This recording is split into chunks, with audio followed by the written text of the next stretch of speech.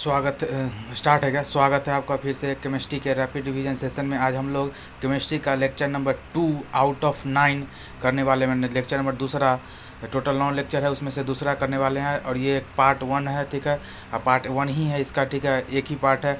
परमाणु चैप्टर का नाम है एटम एंड मॉलिक्यूल्स, ठीक है, जो कि 28 मार्च 2024 को सॉरी क्लास लिए थे, उसका नोट्स, क्लास नोट्स को हम लोग रिवाइज करने वाले हैं। तो आइए फटाफट पीडीएफ को ओपन करते हैं और रिवाइज करना स्टार्ट करते हैं। तो सबसे पहले तो क्या कहते हैं कि गणेश भगवान को प्रणाम करिए और रिवीजन करना स्टार्ट करते हैं कि एटम को क्या होता है, परमाणु क्या होता है। तो परमाणु पदार्थ का वह सूक्ष्मतम इकाई है, ठीक है। परमाणु क्या है? परमाणु पदार्थ का वह सूक्ष्मतम इकाई है जो अविभाज्य है, जो इनडिविजिबल है, ठीक है, इनडिविजिबल है, ठीक है। जैसे परमाणु सिद्धांत देने वाला कौन था? एटॉमिक थ्योरी देने वाला डाल्टन थे। और बात करते हैं परमाणु सिद्धांत के बारे, परमाणु के बारे में बोलने वाले भारत के तरफ से कौन थे? तो कनाद थे, कनाद, ठीक है। तो ठीक है, अभी तो क्या हो गया कि एटम क्या होता है? एटम का हिंदी में परमाणु बोलते हैं। और परमाणु पदार्थ का वह सूक्ष्मतम इकाई है जो अविभाज्य है, जिसको आगे इनडिविजिबल है, ठीक है। और परमाणु सिद्धांत एटॉमिक थ्योरी देने वाले डाल्टन थे। और परमाणु को भारत में सबसे पहले परमाणु नाम देने वाले कनाद थे, भारतीय थे, ठीक है। बात करते हैं ए में से लिखा है कि परमाणु पदार्थ की सूक्ष्मतम इकाई है। बी में लिखा है कि परमाणु अविभाज्य है, ठीक है। परमाणु क्या है? पदार्थ का सूक्ष्मतम इकाई है, परमाणु अविभाज्य है। और बात करते हैं परमाणु को न तो नष्ट कर सकते हैं और न ही सृजित कर सकते हैं, ठीक है। Neither can, atom can not be created neither be destroyed, ऐसा था है ना थ्योरी, तो वो हो गया। आगे बात करते हैं किसी भी एटम के सेंटर में क्या होता है? सेंटर में क्या होता है? न्यूक्लियस में होता है प्रोटॉन प्लस न्यूट्रॉन, ठीक है। नाभिक में न्यूक्लियस कहा जाता है। किसी भी एटम के सेंटर में नाभिक या न्यूक्लियस होता है और क्या होता है कि उसके अंदर में प्रोटॉन प्लस न्यूट्रॉन होता है। और ये पॉजिटिव क्या होता है? पॉजिटिव चार्ज होता है सेंटर में, और इलेक्ट्रॉन उसके चारों तरफ चक्कर लगाता है कक्षा में, ऑर्बिट में, ठीक है। तो जिस पाथ को फॉलो करके इलेक्ट्रॉन चक्कर लगाता है उसको कक्षा या ऑर्बिट कहते हैं। और सेंटर में क्या होता है? नाभिक।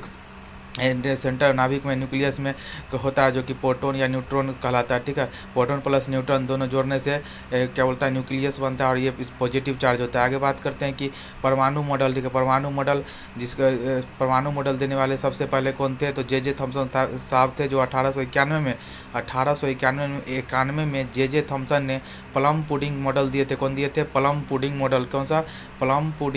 प्लम पुडिंग मॉडल दिए थे जे थॉमसन 1891 में, ठीक है। और बात करते हैं इसमें क्या बोले थे कि वो परमाणु को एक तरबूज के वाटरमेलन से कंपेयर किए थे। और इसमें बोले थे कि जो लाल वाला भाग होता है तरबूज का, ठीक है, वो धनावेश होता है, पॉजिटिव होता है। और जो काला वाला बीज होता है तरबूज का बीज, वो नेगेटिव चार्ज होता है, ठीक है। आगे बात करते हैं कि स्वर्ण पद, और दूसरा था स्वर्ण पत्र मॉडल गोल्ड फॉयल एक्सपेरिमेंट कौन करने वाले थे? रदरफोर्ड करने वाले थे।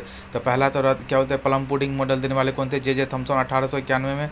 आगे बात करते हैं दूसरे नंबर पे क्या था? स्वर्ण पत्र मॉडल, जिसको इंग्लिश में गोल्ड फॉयल एक्सपेरिमेंट कहते हैं, जिसको रदरफोर्ड किए थे। और बात इसमें क्या है कि कुछ पॉइंट इंपॉर्टेंट ये है कि स्वर्ण या सोने की 100 नैनोमीटर मोटी परत का उपयोग किया गया था इसमें, ठीक है। स्वर्ण पत्र मॉडल में क्या बोलते हैं कि स्वर्ण माने सोने की 100 नैनोमीटर मोटी परत का उपयोग किया गया था। और बात करते हैं कि चमक उत्पन्न करने के लिए इस पर जिंक सल्फेट, किसका? जिंक सल्फाइड का लेप लगाया गया था। बात करते हैं कि प्रयोग के लिए इस पर अल्फा कण का बौछार करवाया गया था, अल्फा कण का बौछार कराया गया था, जो कि धनावेशित होता है, ठीक है, धनावेशित होता है। आगे बात करते हैं कि तो इसमें क्या एक्सपेरिमेंट निकल के आया? देखिए ये एक्सपेरिमेंट निकल के आया कि कुछ क्या बोलते हैं कि मैक्सिमम जो क्या बोलते हैं ना, अल्फा रे आर पार हो गया, कुछ है जो क्या हुआ कि डिफ्लेक्ट हो गया, और कुछ 1-2 क्या हुआ कि रिटर्न हो गया उसी पाथ पे, ठीक है ना। तो यहाँ पे देखिए जिंक सल्फाइड का सोने का परत 100 नैनोमीटर का लिया, उस पर जिंक सल्फाइड क्या कहता है कि का लेप लगा के और अल्फा रे का बौछार कराया गया एटम पे। तो देखिए ये स्ट्रक्चर आप जो देख रहे हैं, ठीक है, वो हुआ था, ठीक है। आगे बात करें इसके बारे में तो जान लीजिए कि पहला है कि अल्फा कण विक्षेपित डेविएट करता है, ठीक है ना। अल्फा कण विक्षेपित डेविएट करता है। बात करते हैं क्यों करता है? क्योंकि परमाणु के मध्य भाग में धनावेश होता है, ठीक है। क्योंकि परमाणु के मध्य भाग में क्या होता है? धनावेश होता है। और बात करते हैं कि समान आवेश क्या करता है? प्रतिकर्षण करता है, रिपल्सन करता है। तो पहले बात बोले कि अल्फा कण क्या होता है? विक्षेपित करता है। अल्फा कण क्या करता है? विक्षेपित करता है, डेविएट करता है। और बात करते हैं कि परमाणु के मध्य भाग में क्या होता है, धनावेश होता है।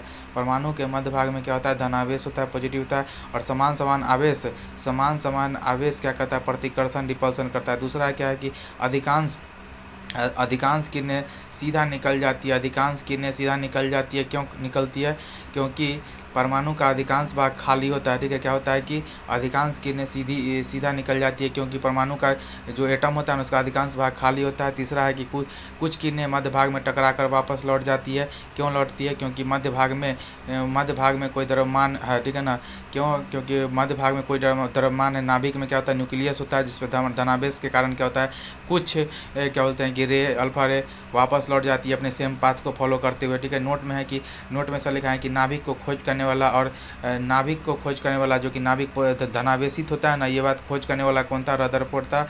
आगे बात करते हैं कि कमी क्या था इसमें, गोल्ड फॉयल एक्सपेरिमेंट में कमी क्या था कि ये इलेक्ट्रॉन नाभिक के चारों ओर निश्चित वृत्ताकार कक्षा में चक्कर लगाता है। यह मॉडल सिद्ध करने में असमर्थ रहा। चक्कर क्यों लगाता है ये भी नहीं बता पाया, और चक्कर कौन सी कक्षा में लगाता है ये भी नहीं बता पाया। आगे बात करते हैं कि देखिए, अगर नाभिक एक वृत्ताकार स्पाइरल पाथ पे अगर क्या कहते हैं कि चक्कर लगाता है तो एक समय ऐसा आएगा कि क्या होता है कि वो धीरे करके सेंटर में जाके इंड हो जाएगा। ठीक है, तो ये बात ये सिद्ध नहीं कर पाया कि परमाणु स्थिर कैसे हुआ। परमाणु स्थिर कैसे है जब वो एक स्पाइरल सर्कुलर पाथ को फॉलो कर रहा है, तो अंत में तो वो नष्ट हो जाना चाहिए। ठीक है, तो लेकिन वो बात नहीं क्या होता है कि बता पाया। अगला प्रयास नील बोर किए थे, तो उनका नील बोर मॉडल कहा जाता है। इलेक्ट्रॉन परमाणु के इन्होंने बताया कि इलेक्ट्रॉन परमाणु में नाभिक के चारों और एक निश्चित वृत्ताकार पथ में चक्कर लगाता है, जिसे कक्षा या कोष कहा जाता है, ऑर्बिट कहते हैं। ठीक है, और बात करते हैं कि ये देखिए, जैसे नाभिक है पॉजिटिव नाभिक क्या होता है, पॉजिटिव होता है। और बात करते हैं कि उसके चारों तरफ एक वृत्ताकार पाथ पर क्या होता है, इलेक्ट्रॉन चक्कर लगाता है। और इलेक्ट्रॉन पे नाभिक के द्वारा कौन सा बल लगता है, तो अपकेंद्रीय बल लगता है। ठीक है, कौन सा, अपकेंद्रीय बल लगता है। बात करें आकर्षण फोर्स, जो नाभिक और इलेक्ट्रॉन के बीच में क्या होता है, आकर्षण फोर्स होता है ना, आकर्षण फोर्स था, वो अपकेंद्रीय बल होता है। और आगे बात करते हैं कि ठीक है, आगे बात करते हैं कि देखिए, नाभिक होता है सेंटर, नाभिक माने सेंटर होता है ना इसके चारों तरफ। ठीक है, नाभिक उसके चारों तरफ क्या होता है कि इलेक्ट्रॉन चक्कर लगाता है, तो अलग अलग सेल में लगाता है, अलग अलग कक्षा में लगाता है। तो देखिए, जितना दूर हम लोग कक्षा से जाएंगे उतना ही क्या होगा, अट्रैक्शन फोर्स घटते जाएगा। तो देखिए, बहुत सारा ये होता है वृत्ताकार क्या बोलते हैं, और ऑर्बिट होता है, उसका अलग अलग नाम है। पहला ऑर्बिट को बोला जाता है के बोला जाता है के कक्षा, फिर एल कक्षा, एम कक्षा और एन कक्षा, ये कोष होता है। ठीक है, और जैसे जैसे 1 से लेकर 4 की तरफ जाएंगे तो क्या होगा कि नाभिक से इलेक्ट्रॉन की दूरी बढ़ता चला जाएगा। और बात करते हैं कि आकर्षण बल होता है। अट्रैक्शन फोर्स भी क्या होता है कि अट्रैक्शन फोर्स भी घटेगा। ठीक है, तो मैक्सिमम अट्रैक्शन फोर्स कहाँ होता है, फर्स्ट सेल पे होता है। ठीक है ना, और बात करते हैं कि कोष में फिर मिनिमम अट्रैक्शन फोर्स इस एग्जाम्पल में किस पे होगा, तो क्या बोलते हैं कि कोष संख्या 4 में होगा। ठीक है, और बात करते हैं हर कक्षा की ऊर्जा अलग होती है, जैसे कि के का अलग होता है, एल का अलग होता है, 2, 8, 18, 32 पढ़े होंगे वो होता है। ठीक है, आगे बात करते हैं कि नोट में सर लिखवाए हैं कि निम्न ऊर्जा स्तर से इलेक्ट्रॉन को उच्च ऊर्जा स्तर में भेजना हो तो ऊर्जा का अवशोषण करना पड़ेगा। ठीक है, माने कि निम्न ऊर्जा स्तर से इलेक्ट्रॉन को उच्च ऊर्जा स्तर में भेजना हो तो ऊर्जा का अवशोषण करना पड़ेगा। ठीक है, बात करते हैं दूसरा पॉइंट है कि उच्च ऊर्जा स्तर ठीक है से अगर निम्न ऊर्जा स्तर में जाना है तो ऊर्जा का उत्सर्जन करना पड़ता है। जैसे यहाँ पर हम देख लीजिए कि एक 2 गिलास है, 2 गिलास में एक में 2 लीटर पानी है और एक में 1 लीटर पानी है, तो अगर दोनों को एक लेवल पे करना है, ठीक है ना, तो क्या होगा कि 1 लीटर, जैसे कि 1 लीटर और इसमें ऐड करना होगा। ठीक है ना, मैंने ऊर्जा का ये करना होगा, क्या बोलते हैं, और अवशोषण करना होगा। ठीक है, और डालिए तब जाके उच्च ऊर्जा पे जाएगा। ठीक है, लेकिन अगर कोई उच्च ऊर्जा है और उसको निम्न ऊर्जा में जाना है तो क्या करना होगा, उसमें पानी निकालना होगा, तभी तो निम्न में जाएगा ना।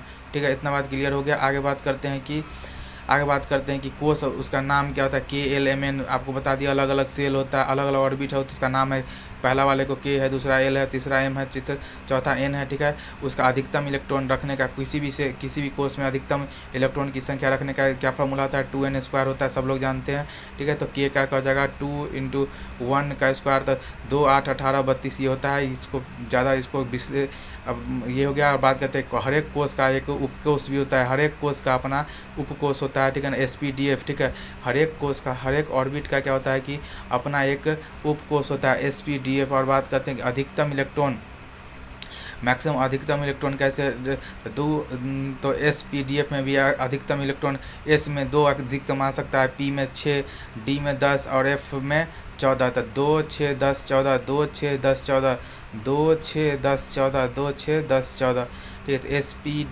SPDF, ठीक है। अधिकतम इलेक्ट्रॉन किस में होता है तो 2 6 10 14, ठीक है। तो S में 2, 6 में P में 6, D में 10 और F में 14, 2 6 10 14, 2 6 10 14। और एक किसी भी सब सेल में कैसे क्या बोलते हैं कि इलेक्ट्रॉन व्यवस्थित होता है, तो एक पहले तो हर एक में एक एक होगा, उसके बाद वो पेयर लगेगा, ठीक है। और दोनों का क्या होता है कि अलग अलग डायरेक्शन में होगा, ठीक है। एक अगर ऊपर की तरफ है तो एक नीचे की तरफ होगा, ये बात आपको पता ही है, इसको कुछ कहा जाता है, अभी एग्जैक्ट हमको याद नहीं है। आगे बात करते हैं कि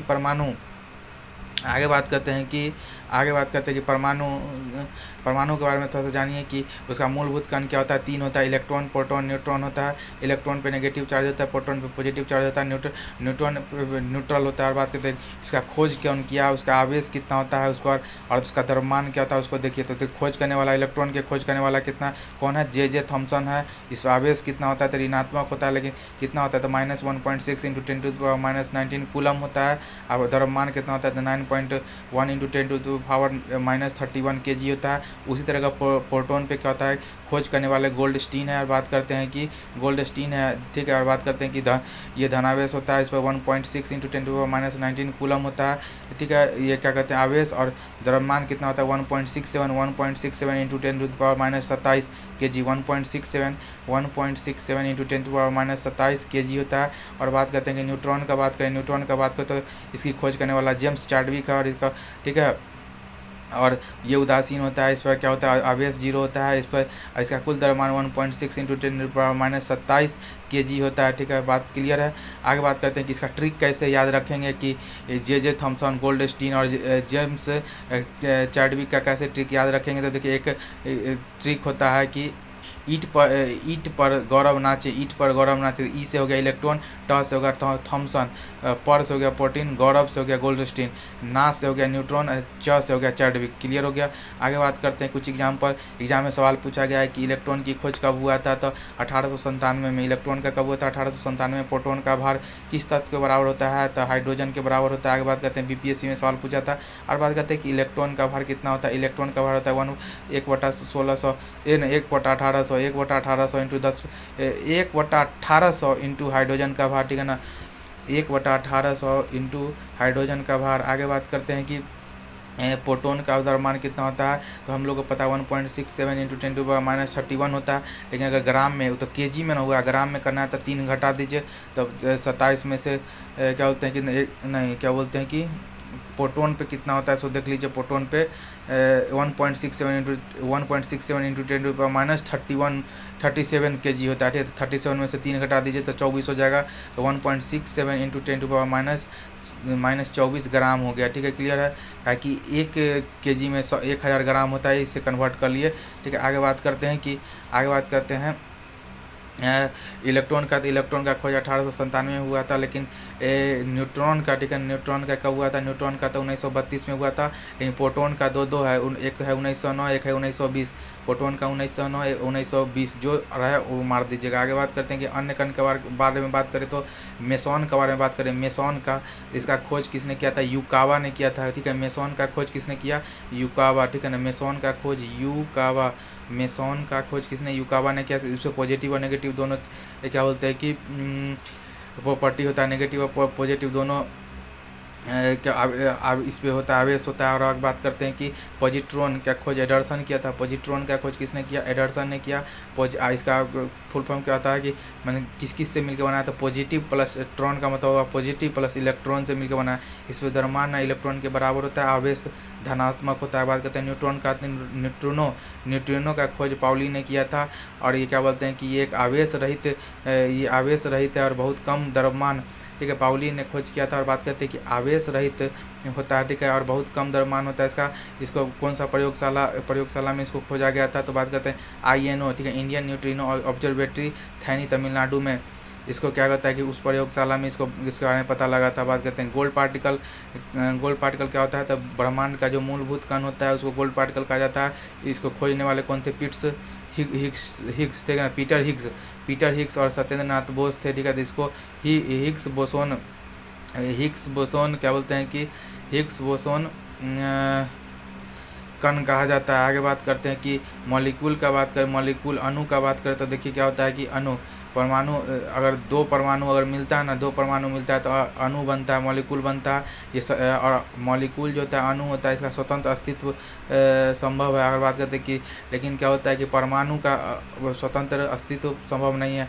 अब बात करते हैं परमाणु का स्वतंत्र अस्तित्व संभव नहीं है। अपवाद में देखिए आवर्त सारणी के 18वें क्रम की कि अक्रिय गैस, आदर्श गैस या उत्कर्ष गैस, नोबेल गैस जो कहिए परमाणु के रूप में स्वतंत्र अस्तित्व में पाई जाती है। आगे बात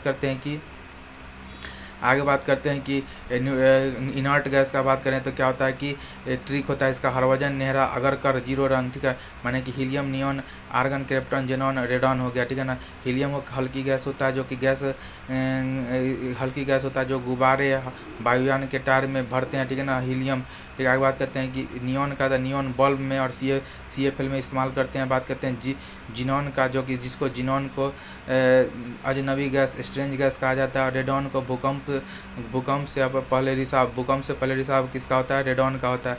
आगे बात करते हैं परमाणुकता का, एटॉमिसिटी का बात करें तो परमाणुओं की संरचना, ठीक है, परमाणुओं की संख्या को एटॉमिसिटी कहा जाता है। परमाणुकता जिसको एटॉमिसिटी कहा जाता है, परमाणुओं की संख्या, ठीक है ना।